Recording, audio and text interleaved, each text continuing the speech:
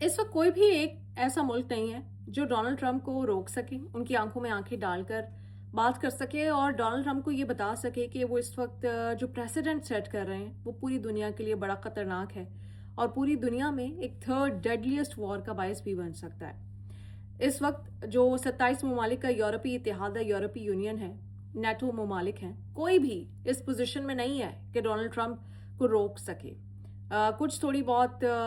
Soft language में, sugar coated language में criticism ज़रूर उनकी जानिब से किया जा रहा है कि डोनाल्ड ट्रंप ने वेनेजुएला के सदर और उनकी अहलिया को अगवा कराया और वो यहीं पर नहीं रुकने वाले। वो चाहते हैं कि जो मुल्क उनकी बात नहीं मान रहा या जहां पर उनको अपने मफादात कोई नज़र आ रहे हैं, उसी मुल्क की गवर्नमेंट के ऊपर ऐसे इल्ज़ामात लगाएं और उसके साथ यही करने की कोशिश करें। सब जानते हैं कि वो गलत कर रहे हैं लेकिन कोई नहीं रोकता। ऐसे में पाकिस्तानी भी गवर्नमेंट ऑफ पाकिस्तान पे तनकीद कर रहे हैं कि गवर्नमेंट ऑफ पाकिस्तान को ज़रा ज़्यादा हार्ड स्टैंड लेना चाहिए, लेकिन उससे पहले ये देख लीजिए कि वो बरतानिया जो एक वक्त में अमेरिका को कॉलोनी बना चुका है, आज उसके अंदर ये जसारत नहीं है, इतनी हिम्मत नहीं है कि वो डोनाल्ड ट्रंप के सामने डट कर कह सके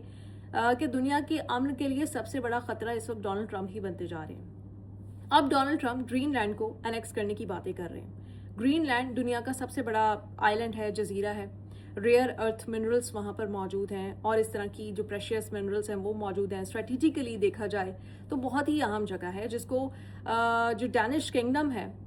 उसके अंडर ये इलाका, ये आइलैंड आता है और डोनाल्ड ट्रंप उसके ऊपर काबिज होने की कोशिश कर रहे हैं और बार बार इस बात को दोहरा रहे हैं। यूरोपियन जो कंट्रीज हैं उनकी जानिब से थोड़ा बहुत इस पे क्रिटिसिज्म भी दिखाई दे रहा है। जो डेनमार्क की गवर्नमेंट है, उनके जो प्रेसिडेंट हैं, उन्होंने खुलकर डोनाल्ड ट्रंप के जो अज़ाइम हैं उनको तनकीद का निशाना बनाया है, लेकिन देखा जाए तो कोई भी कुछ कर नहीं सकता। ये वैसी ही तनकीद हो रही है जैसी जो यूएन के चीफ हैं वो गजा में हमलों के बाद अंतोनियो गुतेरेस कर देते थे कि उनको तशवीश है। बस इन सारे ममालिक को तशवीश ही रहेगी, लेकिन अमेरिका जो करना चाहता है, डोनाल्ड ट्रंप जो करना चाहता है, इस वक्त कोई भी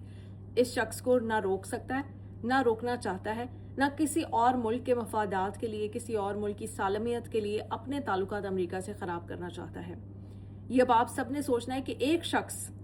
अमेरिका की सुपर पावर होने के ऊपर हम बात करते हैं, लेकिन इस वक्त ये अमेरिकी सदर इतना पावरफुल कैसे हो गया है कि 2026 में जब इंटरनेशनल लॉज की समझ आ गई है, जब हमारे पास माजी के तल्ख तजर्बात हमारे सामने है, इराक में क्या हुआ है,